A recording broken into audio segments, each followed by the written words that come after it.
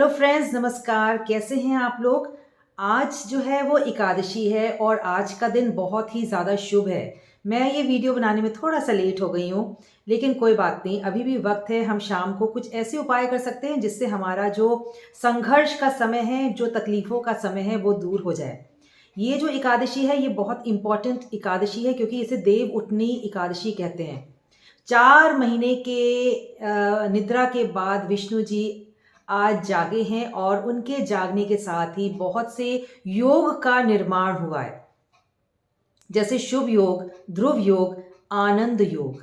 और इसी के साथ में सारे अच्छी-अच्छी चीज़ें हमारे साथ चलनी शुरू हो जाएँगी क्योंकि अब आप जो हो सारे वो काम कर सकते हो जिसका हम इंतज़ार कर रहे थे। जैसे कि कोई भी मुहूर्त हो, किसी भी तरह का मुहूर्त हो, चाहे विवाह से रिलेटेड हो, चाहे आपके लैंड से रिलेटेड हो, उसके लिए अब आपको सोचना नहीं पड़ेगा क्योंकि ये मुहूर्त बहुत ही शुभ स्टार्ट हो रहा है, वो भी आज से।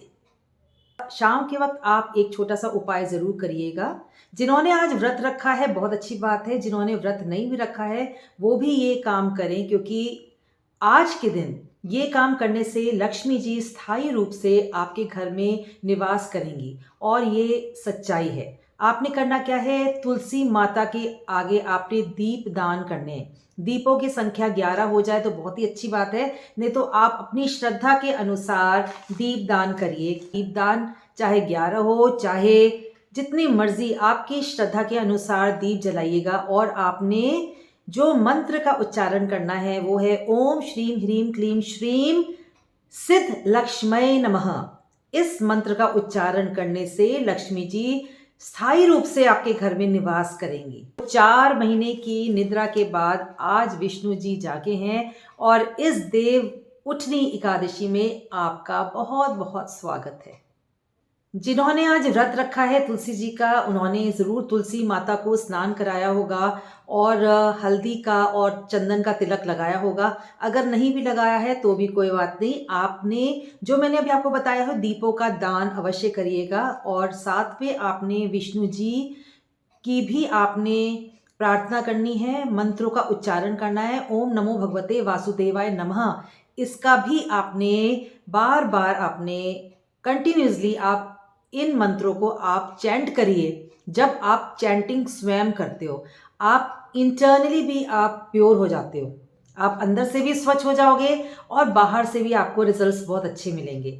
तो हमने विष्णु जी के भी मंत्रों का उच्चारण किया, साथ में हमने लक्ष्मी जी के भी मंत्रों का उच्चारण किया। आप 5 मिनट आप विष्णु जी के आगे या तुलसी जी के आगे ज़रूर बैठिए और प्रार्थना करिए। अगर आप तुलसी जी के आगे बैठे हैं तो अगर आप तुलसी जी के आगे बैठी हैं तो आपने क्या बोलना है, उनके आगे आपने हाथ जोड़ के आपने बोलना है, हे तुलसी माता, आप हमारे परिवार में प्रेम, एकता और सौहार्द बना के रखें।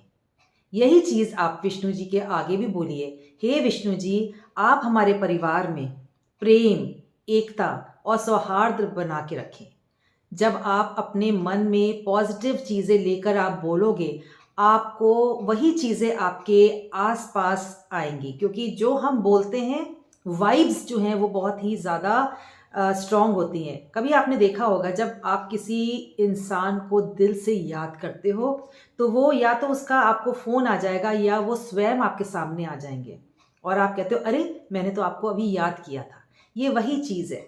अगर आप दिल में कोई ऐसे थॉट्स लेके आप उसको बार-बार बोलोगे, तो वो चीज़ें जो हैं वो यूनिवर्स सुनता है। सारा जो ब्रह्मांड है, जो यूनिवर्स है, वो आपकी दिए हुए बातों को सुनता है।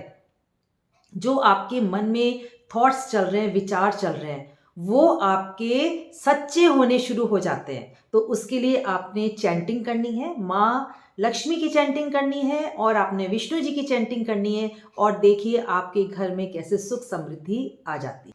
रात के वक़्त यानी आफ्टर सनसेट आप अपने घर में चारों दिशाओं में कपूर की टिक्की ज़रूर जलाइए। जितनी भी नेगेटिव चीज़ें हैं, जो भी आपके घर में नेगेटिव चीज़ प्रवेश कर गई है, वो आज के दिन घर से उसको निकाल दीजिए क्योंकि जो कपूर है, उसको जब हम बर्न करते हैं, वो सारी नेगेटिव चीज़ों को बाहर निकालता है। तो आज ये काम ज़रूर करिएगा शाम के वक़्त। उम्मीद करती हूँ आपको मेरा वीडियो पसंद आया होगा। इसीलिए मैं आपको कहती हूँ आप मेरे चैनल को लाइक, शेयर एंड सब्सक्राइब ज़रूर करिए एंड स्टे कनेक्टेड विद राशियों के राज वंदना के साथ।